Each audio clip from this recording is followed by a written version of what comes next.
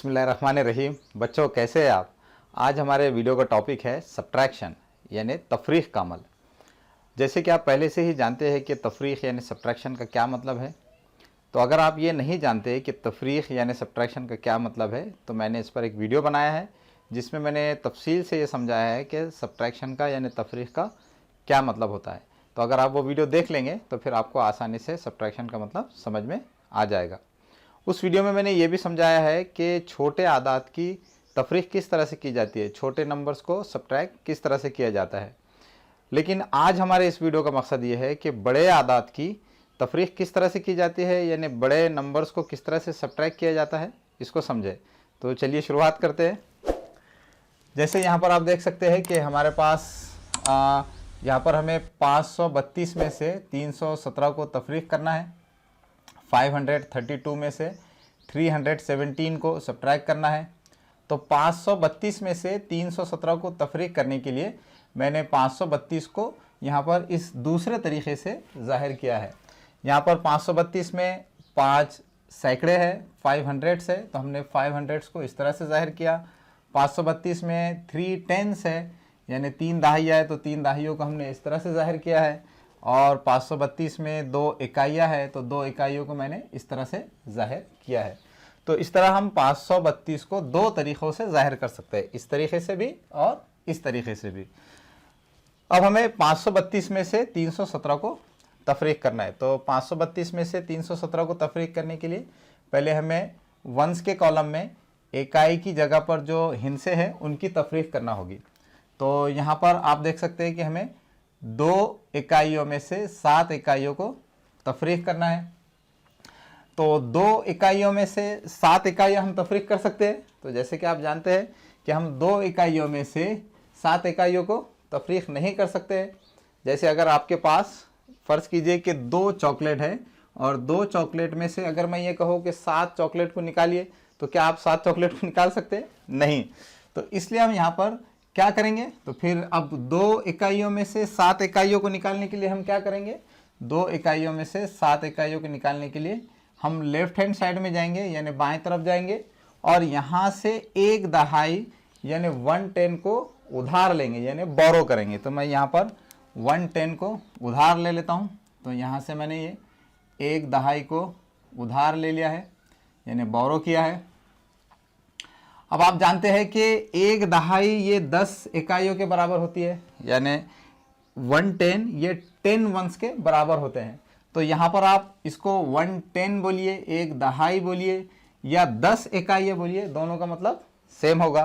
तो इसका मतलब ये हुआ कि मैं यहाँ पर 1 दहाई की जगह पे क्या कर सकता हूँ, 10 इकाइयों को लिख सकता हूँ। क्यों लिख सकता हूँ? क्योंकि 1 दहाई और 10 इकाइयाँ ये कैसे है, दोनों भी बराबर है। तो मैं यहाँ पर ये 1 दहाई को यहाँ से हटा देता हूँ और यहाँ पर इसकी जगह पर 10 इकाइयों को लिख लेता हूँ।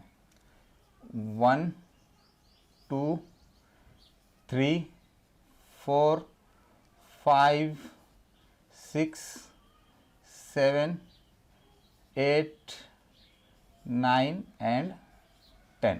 तो इस तरह से मैंने यहाँ पर ये 10 इकाइयाँ लिख ली है।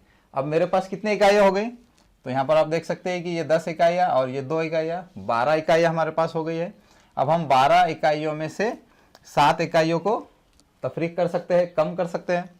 तो 12 इकाइयों में से 7 इकाइयों को कम करने पर हमारे पास कितनी इकाइयाँ बचेगी, 1 2 3 4 5 6 7।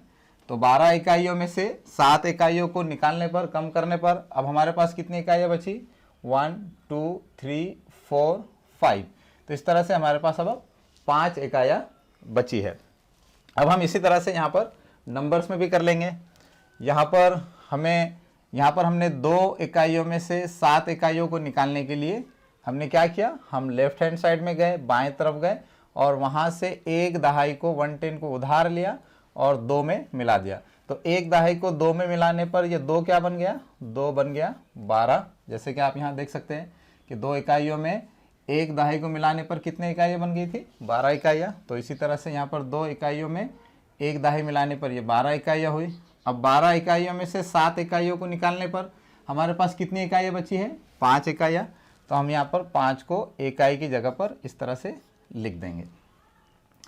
अब यहाँ पर ये जो 3 है, यहाँ पर 3 दहाइयों में से हमने एक दहाई को यहाँ पर उधार दिया था, तो अब यहाँ पर 3 की जगह पर हम क्या लिख सकते हैं, तो यहाँ चूंकि हमने 3 दहाइयों में से एक दहाई 3 टेंस में से 1 10 उधार दे दिया था, तो यहाँ पर अब सिर्फ 2 दहाइयाँ बची है।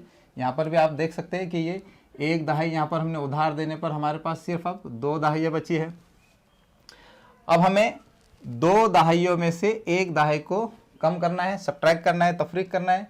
तो 2 दहाइयों में से हम एक दहाई को कम कर सकते हैं, बहुत ही आसानी से हम 2 दहाइयों में से एक दहाई को कम कर सकते हैं। अब हमारे पास 2 दहाइयों में से एक दहाई कम करने पर कितनी दहाइयाँ बची, सिर्फ एक दहाई बची। तो अब हम यहाँ पर नंबर्स में भी ऐसे कर लेंगे। तो 2 दहाइयों में से एक दहाई को कम करने पर हमारे पास कितने दहाइयाँ बची, सिर्फ एक दहाई। तो हम यहाँ पर एक दहाई को यहाँ पर दहाई के कॉलम में, टेंस के कॉलम में लिख लेंगे। अब हमें 500 में से 300 को 5 सैकड़ों में से 3 सैकड़ों को कम करना है। तो हम 5 सैकड़ों में से 3 सैकड़े कम कर सकते हैं, तो बहुत ही आसानी से हम 5 सैकड़ों में से 3 सैकड़ों को कम कर सकते हैं। तो 5 सैकड़ों में से 3 सैकड़े हम कम कर देंगे, 1 2 3।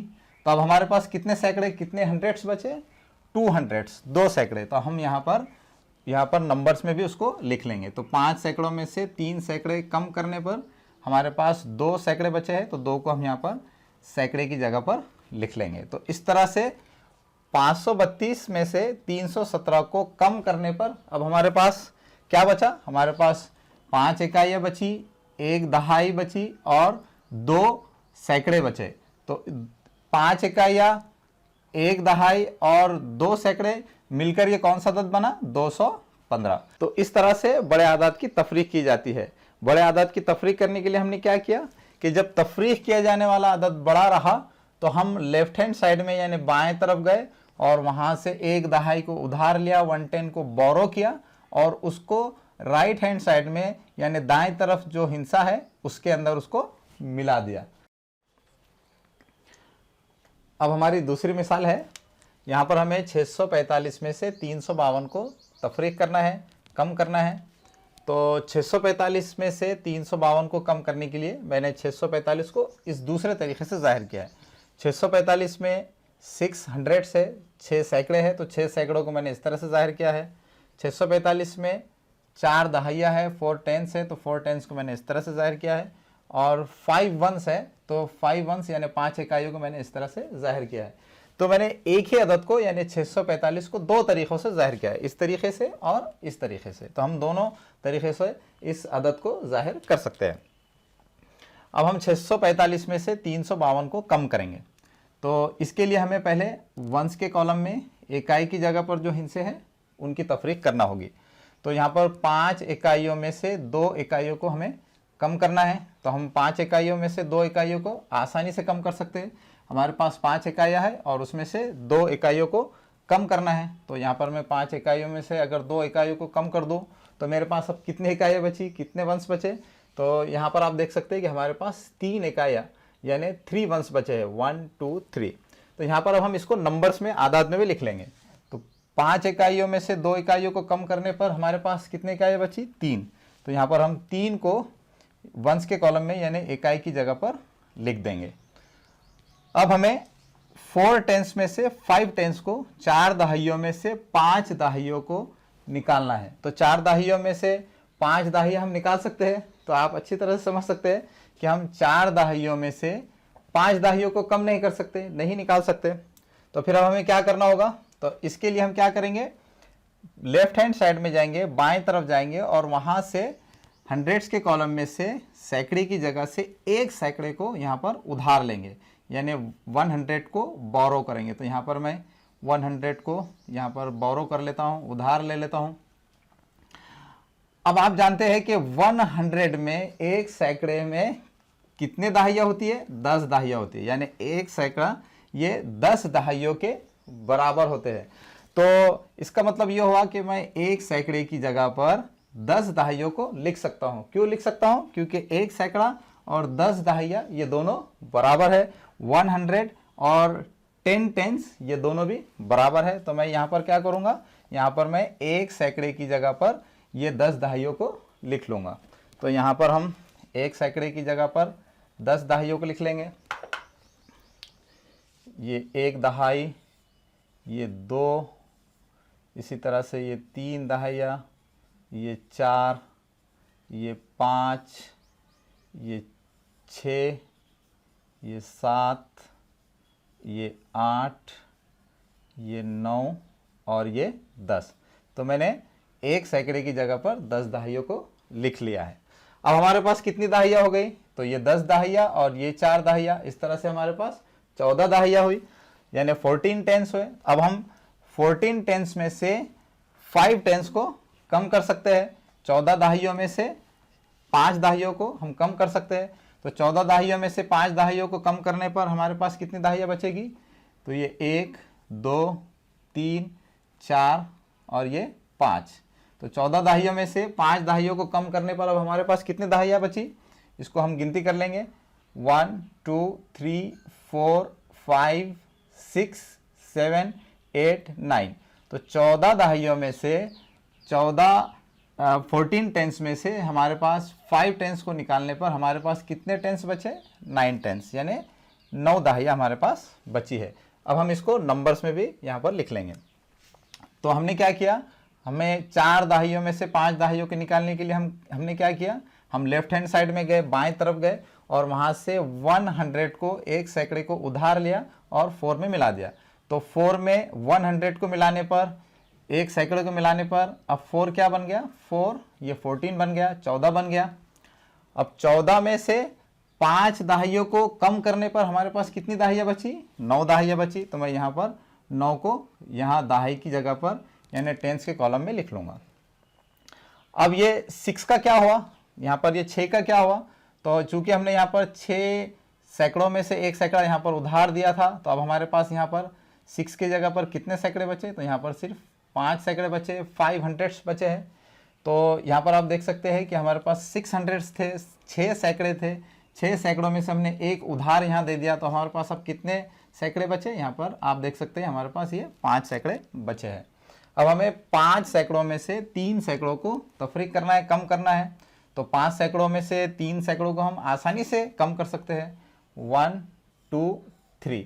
तो 5 सैकड़ों में से 3 सैकड़े, 500 में से 300 को कम करने पर हमारे पास अब कितने हंड्रेड्स बचे? 200, यानी 2 सैकड़े हमारे पास बचे। तो अब हम इसको नंबर्स में भी लिख लेंगे। तो 500 में से 300 को कम करने पर हमारे पास कितने हंड्रेड्स बचे हैं? 200। तो मैं 2 को यहाँ पर हंड्रेड्स प्लेस पर यानी सैकड़े की जगह पर लिख लूँगा। तो इस तरह से 645 में से 352 को कम करने पर हमारे पास 3 इकाइयाँ, 9 दहाइयाँ और 2 सैकड़े बचे हैं, यानी 3 वंस, 9 टेंस और 200 बचे हैं।